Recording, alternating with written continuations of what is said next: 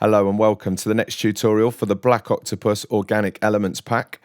In this tutorial, we're going to be having a look at creating a delay chain on a send that we can use, which actually will do some of the creative processing for us.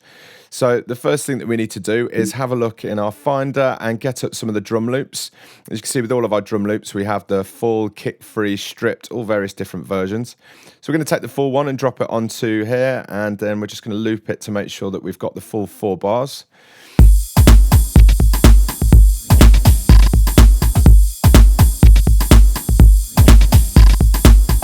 Okay, so that's the drum loop there. Now, the next thing that we need to do is we need to be able to trigger this. Okay, so we can choose one of these. Now, I personally think for this one, we're going to go for the stripped version. So this just has like the kind of the kicks and the snares in it. It's just a lot thinner than the other ones. So what we've got here now, we've got it here playing, but this will actually, the audio will come out. So we need to ensure that there is no output. So if you just turn that off, then this becomes a ghost channel. So anything that plays here, there we go. We're only actually hearing the top audio channel there. We're not hearing this secondary one. Okay, so now we've got some synth hits here. These can be loaded into a sampler or they can be dropped straight onto the arrange page as we're going to use here. So if we just chuck this on at the first beat.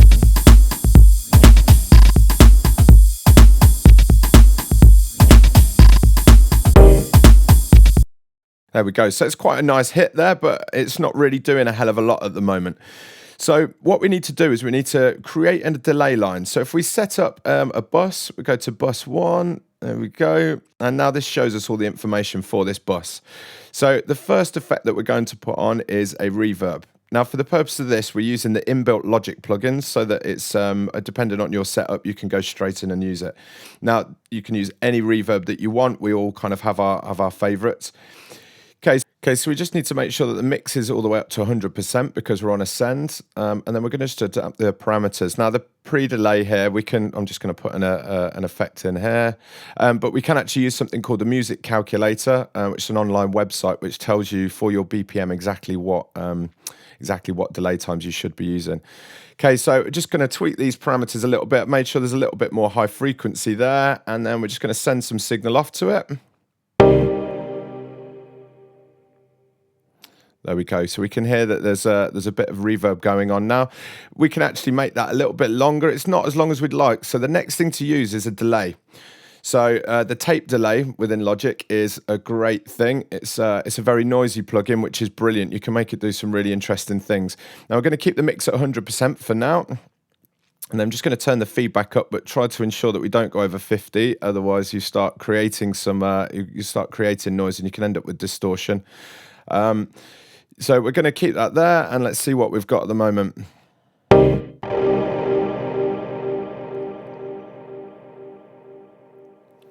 Okay, so you can hear there that the delay actually comes in a little bit later. So we can now turn up the wet mix, the dry mix, sorry, to join in with the wet. So let's try it at halfway. Okay, I think we can probably go all the way up to the top. There we go, that's starting to get there now. Let's turn the feedback up a little touch as well. There we go, just thinned it out a little bit because there's quite a few bass frequencies within that sound. So we just thin those out a little bit. Now, there's a lot of things that we can be doing to tweak with the sound. Okay, once you've got your reverb in there and once you've got your delay in there, there's loads of different things we can do to create a longer sound. But what we want to do is make sure this is controlled. So we need to choose a compressor. Again, use the standard one within Logic. And then we need to set up the sidechain input of this compressor so that it is receiving from our second audio channel that we actually made into a ghost channel. Okay, so then we'll just tweak with these effects a little bit. Threshold we can just leave. Let's turn the ratio up a bit just so that it's affecting it a little bit more. And then you can also play around with all the other settings. There we go. So we can hear it quite clearly being affected now. There we go. So it's given the reverb and the delay a little movement. Now by playing around with the attack and release, we can actually just tweak the movement of the sound. There we go, so we can see it's getting a little bit faster there.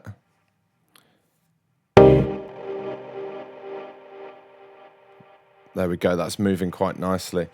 Okay, so now we've got this channel set up, we can throw another sound onto it if we want. There we go, so we'll put that onto there. And also, because this is a send, any channel that you choose and you send off to that bus will get affected.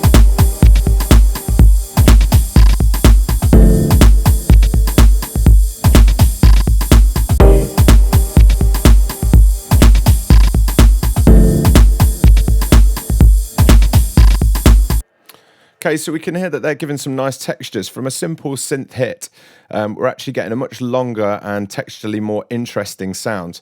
Now, one of the things that we can do to get the computer doing some work for us by removing the last four beats from this, what that means is it's not going to, the sidechain for the compressor isn't going to receive an input. It's not going to receive an input at that point.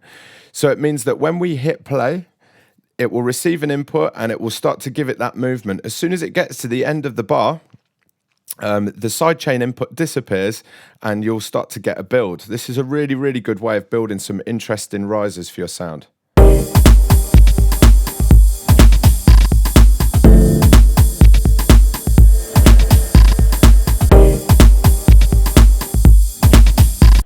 Okay, so you could hear there, as soon as we took out the sidechain input, the sound rose up quite a lot.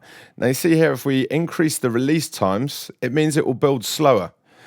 This is really, really useful if you want to maybe do it over a few bars and create a really interesting build.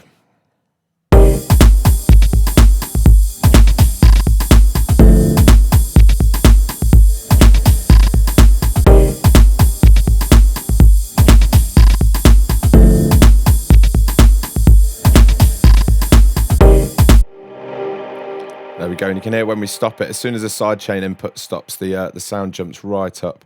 So that's a really great way of being able to create some interesting effects and rises for your songs. And the delay line and the reverb line, it will sound different every time dependent on the frequency content of the input material. So you can send anything that you want off to this channel and it will be affected in the same way.